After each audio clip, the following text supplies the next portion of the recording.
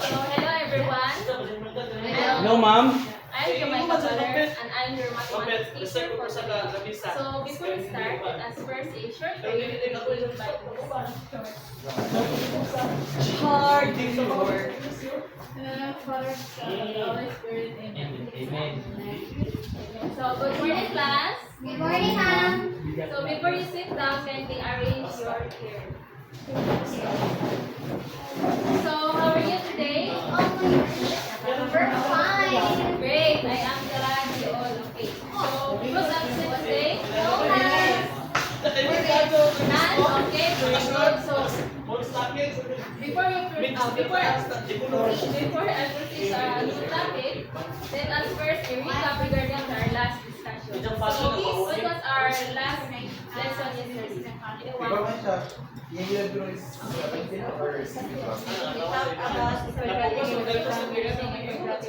Okay, thank you. So now let's proceed to our new topic. Before that, let's have a game first.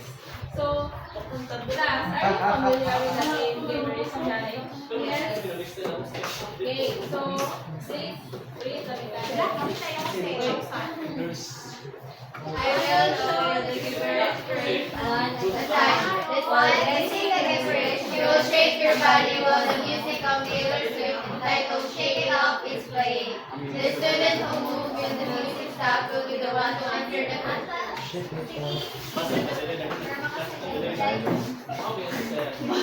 student who gets the right answer will receive the reward. Let me know. Shake it off. So, class, are you all excited? Yes. Then let's start. Shake off. Please stand, everyone.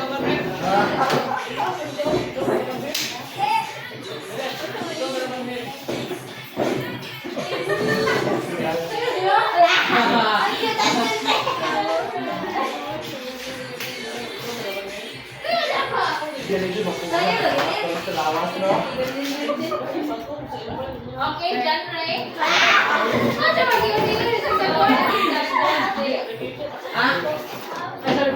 Central. Okay, very good.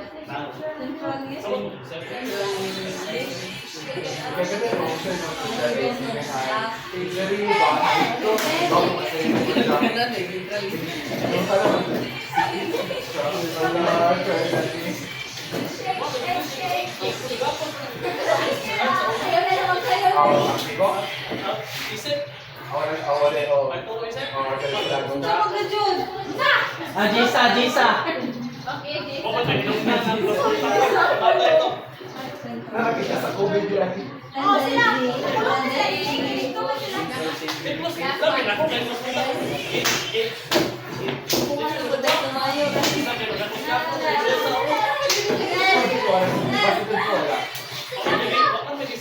Okay, JP, answer.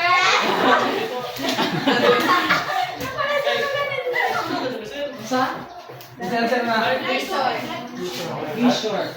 Okay, very good. Okay, you may Picture. So, based on the answer of your classmate, try to rearrange this word and form a phrase, then give an explanation. So, what are they? Central tendency measure. Central tendency. Okay. So, guys, I know, okay, class, I know that you are familiar of this topic. So, what is the three types of this? Mean, median, and mode. Okay, please read the review. At the end of the lesson, 70% students will be able to find the numerical data in ascending or descending order. So the mean is the average. So it represents the sum of all the decimal and divided by the total number. So for example, the lucky numbers of 5 students are 10, 6, 4, 6, and 24. Find the mean. So 10, 4, Yes.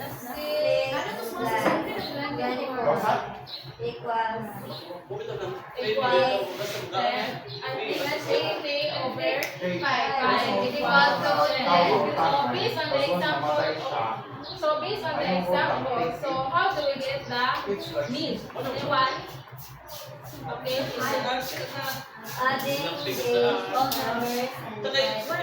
adding all numbers Okay, very good. So we add all the lucky numbers and divide it by the total numbers.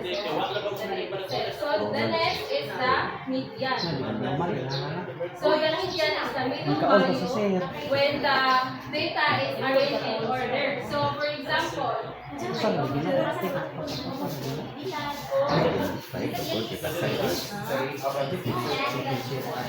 where is the median?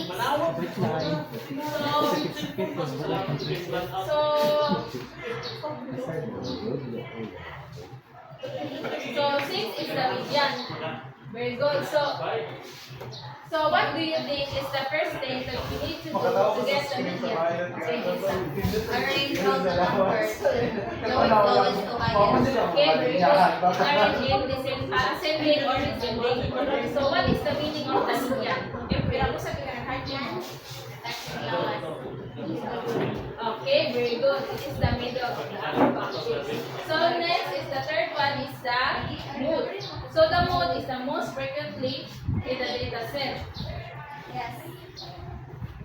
It is the value. Okay, pananay. Mary, what is the mood? What is the number that So the most frequently. So for example, the preferred lucky numbers of 5 students are 10, 6, 4, 6, and 24. Find the mood. 4, 6, and 24? So where is the mood? 6. So why is 6? Most repeated numbers. Okay, very good. So Stephanie, what is the meaning of the mood? Okay, so I know guys, I know guys na sabot man yung mga topic. So now let's proceed to our activities. So I have here a 4 problems.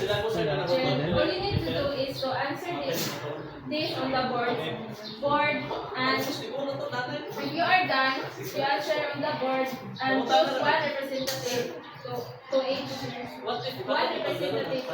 So I will talk to you about 4 groups. So please come in front of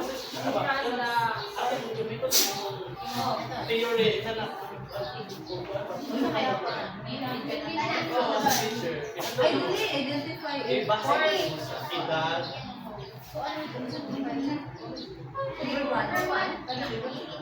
Find the mean with 1.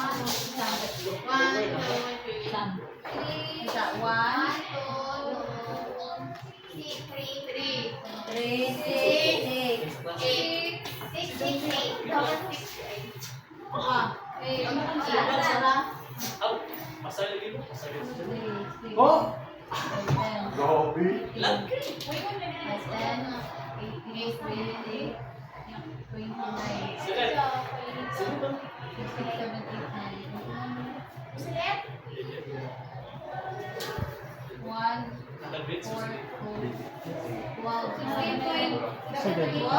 Project nila. Ay,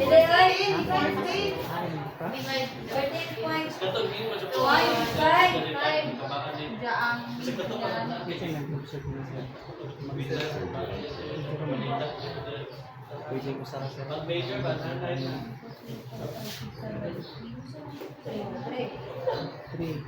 6, 8, 14. Okay, very good. So another representative. Siyempre, Ay! find the mean.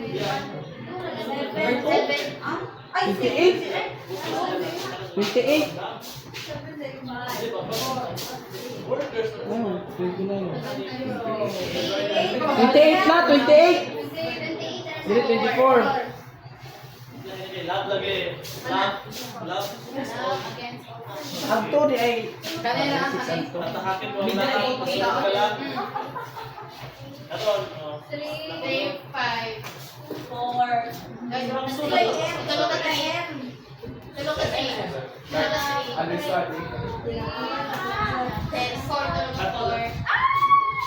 Ito look at 5. 3 hours na rin sa opisina. Ilan yun eh. Classes dyan na. Magkalito ko na. Nilagay ko yan. Malipit.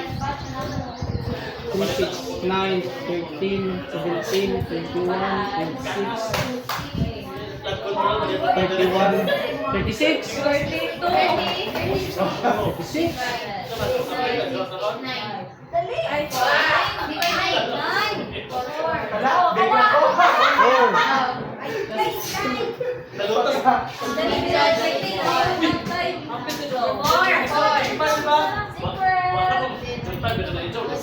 tanan. 4, 5. 3, 4, 5. 4, 5. 3, 4, 5. Tagot ko naman tanan.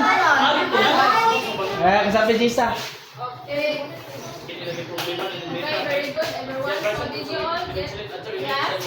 Yes, ma'am. So,